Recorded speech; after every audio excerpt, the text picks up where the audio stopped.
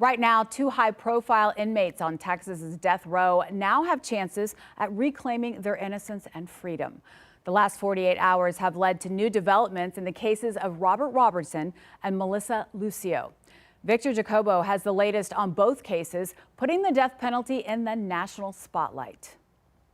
A Texas House committee last month issuing a subpoena for Robert Roberson to testify and delaying his execution. That's extremely novel, right? This is the first time anything like this has come up in a Texas capital case. Roberson was convicted and put on death row for killing his 2-year-old daughter in a shaken baby case that advocates say was based on outdated science. The legislature's subpoena sparking a legal battle that went to the state Supreme Court to consider. It just simply involved this question involving the separation of the powers, and that being, can a legislative subpoena operate in a way to halt a long-scheduled execution? The Texas Supreme Court saying the legislature cannot override the scheduled execution. The chairs of the committee responding in a statement, the ruling still allows them to get Roberson's testimony, and they plan on doing that.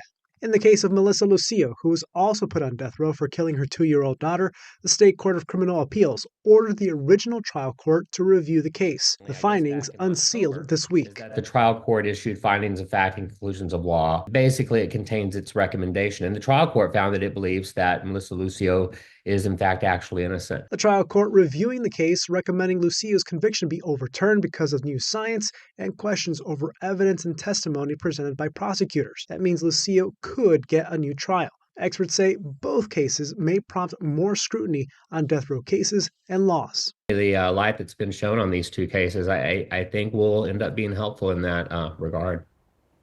That was Victor Jacobo reporting. A new execution date has not yet been rescheduled for Robert Roberson.